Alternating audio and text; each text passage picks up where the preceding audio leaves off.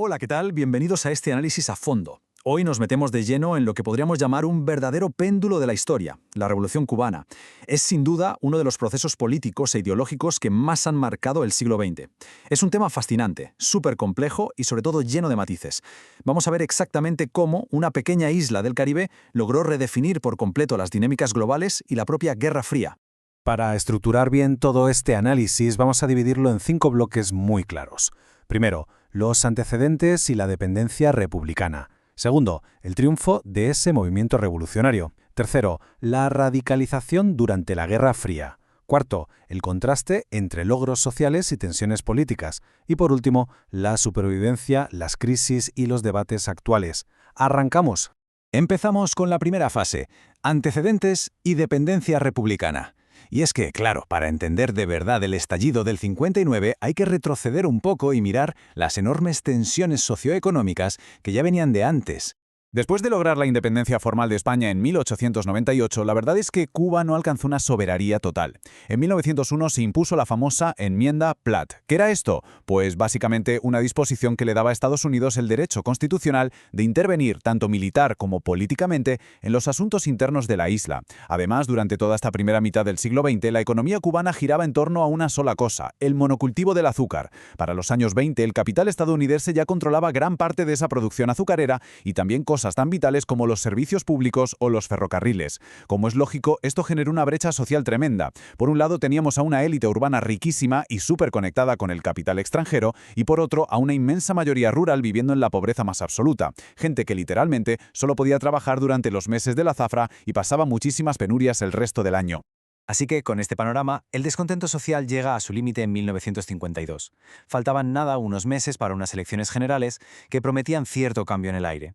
Pero entonces aparece el general Fulgencio Batista, ve que no tiene opciones de ganar en las urnas y decide dar un golpe militar para instaurar una dictadura. Este régimen, apoyado por sectores empresariales y tolerado por Estados Unidos, lo que hizo fue echarle gasolina al fuego. Batista suspendió las garantías constitucionales y disparó aún más esas tensiones históricas mediante una represión política brutal, censura sistemática en la prensa y sobre todo una corrupción descarada en absolutamente todas las instituciones del Estado. Vamos, que el caldo de cultivo para un gran estallido armado estaba más que servido. Pasamos a la segunda fase, el triunfo del movimiento revolucionario. Aquí es donde el péndulo empieza a oscilar con muchísima violencia contra todo el orden establecido. Fue una escalada increíblemente rápida. Todo arranca en 1953 con el famoso asalto al cuartel Moncada. Un grupo de jóvenes, liderados por un abogado llamado Fidel Castro, intenta tomar el cuartel. Y aunque militarmente fue un fracaso total y acabaron en la cárcel, el juicio le sirvió a Castro como un altavoz nacional gigantesco para lanzar su conocido alegato «La historia me absolverá». Después de eso vino el exilio en México, y en el 56 se produce el histórico desembarco del yate Granma. Ahí es donde entran en escena figuras clave como el argentino Ernesto Che Guevara. Al principio la ideología del movimiento era una especie de mezcla, un nacionalismo muy antiimperialista inspirado en José Martí, combinado con fuertes ideales de justicia social. Guevara, por su parte, le aportó una visión marxista bastante más estructurada, apostando a tope por la lucha armada a nivel continental. Desde las montañas de la Sierra Maestra iniciaron una guerra de guerrillas impresionante. Supieron ganarse a los campesinos sin tierra, a los estudiantes, y combinando ataques sorpresa con las potentes emisiones de su propia radio rebelde contra el régimen, lograron asfixiar por completo al ejército. Así llegamos al 1 de enero de 1959, con la huida definitiva de Fulgencio Batista.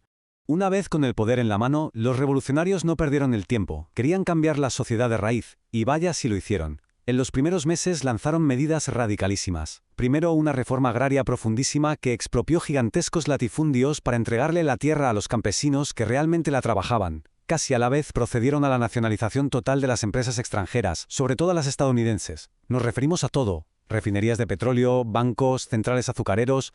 Todo pasó al Estado. Y no solo eso, el nuevo gobierno asumió el control absoluto de la educación y de la sanidad. Un hito brutal de esta época fue la campaña nacional de alfabetización de 1961. Fue un esfuerzo titánico que movilizó a más de 100.000 voluntarios y, ojo al dato, logró bajar la tasa de analfabetismo de casi un 25% a menos de un 4% en tan solo un año. Claro, estas medidas aseguraron un apoyo masivo incondicional entre los sectores más desfavorecidos, pero al mismo tiempo dinamitaron para siempre las relaciones con Estados Unidos.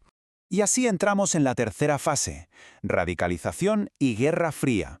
Este es el momento exacto en el que una revolución interna choca de frente con la geopolítica mundial. La gran pregunta aquí es cómo narices llegó una pequeña isla del Caribe a ser el epicentro de un posible conflicto nuclear a nivel mundial. Es sin duda una de las grandes incógnitas del siglo XX. Nos obliga a entender esa constante triangulación geopolítica entre Cuba, Estados Unidos y la Unión Soviética.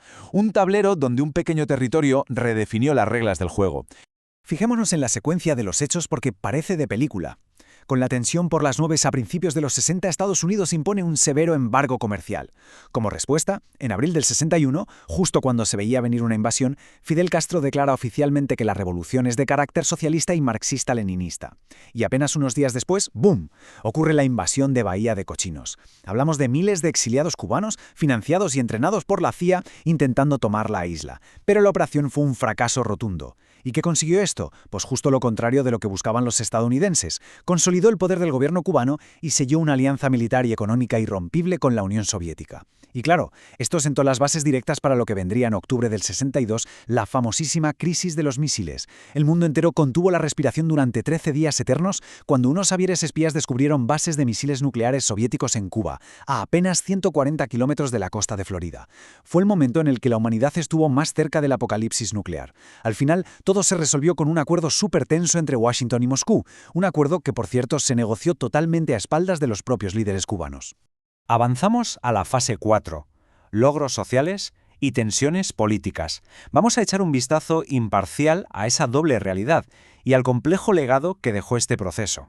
Analizar este periodo nos exige poner las cosas en una balanza muy equilibrada para entender su profunda dualidad. Por un lado, las fuentes y los datos históricos nos muestran un progreso indudable en cuanto a derechos sociales básicos. Cuba consiguió levantar un sistema de salud universal completamente gratuito, alcanzando unas tasas de mortalidad infantil y una esperanza de vida que incluso rivalizaban o superaban a las de muchos países plenamente desarrollados. La educación y la cultura se convirtieron en derechos universales y se creó un ecosistema de ciencias y biotecnología espectacular.